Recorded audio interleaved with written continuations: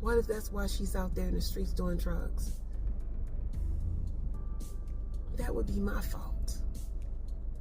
Who else can I fault? Anyway, I hope you enjoy. Whatever. What's up, y'all? I am heading to get my hair corn rolled. Or should I say corn roll? And corn rolls. So who came up with that? How is it a corn roll? It's got to be Southern. It's got to be like maybe African. However, I'm gonna have to look that up.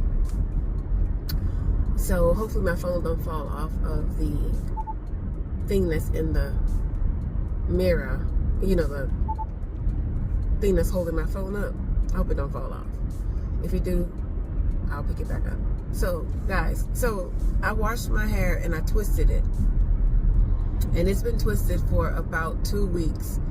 And I took it loose and it was really nice, right? And then but I didn't think about doing something to my hair.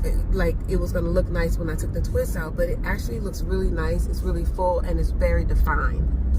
Very defined. As far as the wave curls from the twist out.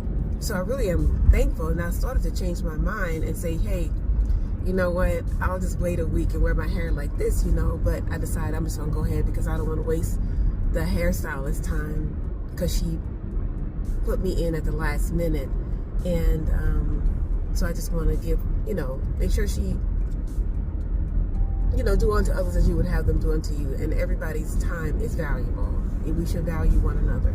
So I just wanted to share with you guys, the reason I popped on here real quick is, you know, I've been thinking about my daughter who has abandoned my grandson, okay? And the struggle is real. The struggle is real on all parts, meaning, you know, whatever she's going through, I'm sure she's not happy. I mean, it's almost 3 years. My grandson is struggling, but he's a pro. He's getting better, but he's struggling with things like, for instance, low self-esteem, insecurity, and so he's really struggling right there. And when he hits the bumpy road of insecurity or lack of confidence, he gets in his head and he can't get out of it, and I can't help him. I can, but sometimes I just have to let him, you know, get out of it on his own. And I do pray that, you know, he come out of it. But we know that the enemy is the cause of stumbling blocks. And my prayer is to be able to help him and not be defensive when he's in his offensive mood. I guess that's the word. So the other reason I wanted to pop on here and share with you guys is that while I was thinking about my daughter,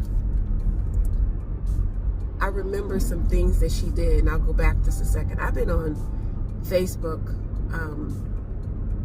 and I watch, it's like Tell Somebody, and so I'll read these different stories, and one of the stories, well, quite a few of the girl stories, they're grown now. When they share their story, they talk about how after they were molested that they peed in the bed or something, you know, that's a sign. And I remember when my daughter, who was young at the time, you know, I don't know if she was even 7. She may have been 7. But, oh wow, I feel awful. Because when I think back, I don't know, I don't remember her just, you know, wetting the bed. Like, she just wasn't a bedwetter. And when I was thinking about, like, why did she leave my grandson? Why did she leave him? I try to figure out, like, what is the cause and effect? You know, why did she leave him for drugs? You know, but before it was drugs, she still, you know, she was dancing on a pole. You know, she did some things that I can't put my finger on why. So I started thinking about when she was a little girl, what could have happened to her. But what made me think of that is reading Tell Somebody. And I started thinking that if my daughter was touched, I didn't even know it. That's if. I'm not even saying it's true because I don't know. But her dad was locked up for 7 years. And during that time, you know, I did have a relationship with someone. And I was young at the time. Like I was 26 by the time I had 5 children. But I was in my 30s when this happened to my daughter. And I'm just thinking, I remember being very upset with her for peeing in the bed. I remember her drawing a picture or having a picture that was drawn of a big penis. And I was just in mama mode, but not paying attention to signs because back then, you know, just go date myself. In 1996, those years all the way up to the 2000s, there wasn't a whole lot of education, at least in my family, about molestation. You know, because when we were children, you know, cousins, we did things that we shouldn't have done and we knew better, but we did them anyway. Like, we did a lot of little stupid things as family, cousins. You know, we knew they were sneaky and wrong, but we wasn't taught that and we wasn't touched by the adults. At least I never shared that my uncle tried to touch me when I was little. But some things when you're little, you think that that's natural.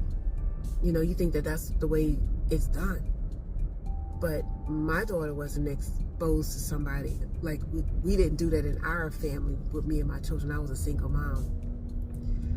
So when I was reading Tell Somebody, I saw that insert on many of those little stories that these ladies were saying that they were touched when they were little and that they had peed, and that was a sign. And that made me think about my daughter. Was she touched? And so I called the person who I thought probably touched her, because it was during that time that I was dating this man. And I wondered, was my daughter touched by this man? And I was bold enough to call him and ask him, but I don't know if he told the truth or not. He didn't seem too, like, defensive, and he didn't seem like, it seemed like it was kind of nonchalant, his response to me. So I remember when she was older, because we dated, or we seen each other for a while. And so from when she was a little girl up to she was a teenager, like 14, 15 years old. And I wonder to this day, did he touch my daughter? Because I remember on the bus time we were going somewhere. I'm so glad I'm not with him now anymore. But I was going somewhere to a safari, and I remember she had on these little white pants, and she was very shapely. And I, as a mom, looked at him, you know, looking at my daughter, or I was thinking about him looking at my daughter. So I was very in a protective mode at the time. But I wonder, was I late? You know, I began to think about how men, especially because I was with somebody who was much older than me, like 19 years older than me.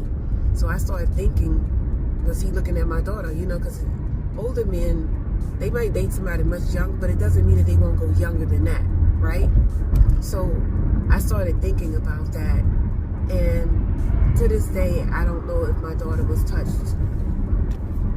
And now she's out there dancing on a pole, and I probably won't know, you know, until she decides to tell me, if it was even true. But I'm here to tell you mothers out there, please, if you're a single mom and you go out and you date somebody, don't just bring that man back to your house. I didn't just bring him back to my house, but eventually I did, right? Thinking I knew him, thinking because he was a man of God, thinking, you know, that everything was good. But what if he was getting up in the middle of the night touching my daughter? What if her dad, when he came back from jail, what if he touched her? I found out that, you know, when I was living with my mom had adopted my cousin, so she was now my sister, but she was 7 years younger than me, and she slept in the same room with me.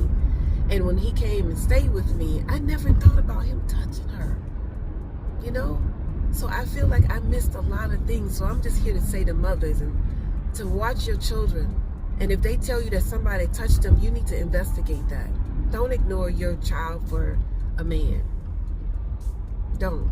He ain't worth it. But your child is. Your child is worth the attention that you can give them to let them know that you hear them. You know? Ain't no man worth the blood that he shed touching that would make my daughter or your daughter shed blood from innocence. You know, so I just want to encourage somebody. I just feel awful about it, and I was just thinking about it, and I wanted to tell somebody that I feel like a mama who was late. I don't know if what I'm saying is, even if me putting these dots together are true. Like I don't have the evidence because she's not here to tell me. But it's the things that she did. It's one time I saw her when she was 7. I do remember this. I woke up in the morning, and you know those, at the time it was Nintendo, the joysticks, they were with the little cords still stuck to them. When I woke up one morning, she had that between her legs. I never would have thought that, and now I do. What if she was touched? What can I do now? If she was to come and tell me now, I would embrace it, but I feel so late. And I would like to be able to tell my daughter, I'm so sorry. I'm sorry if I was blind.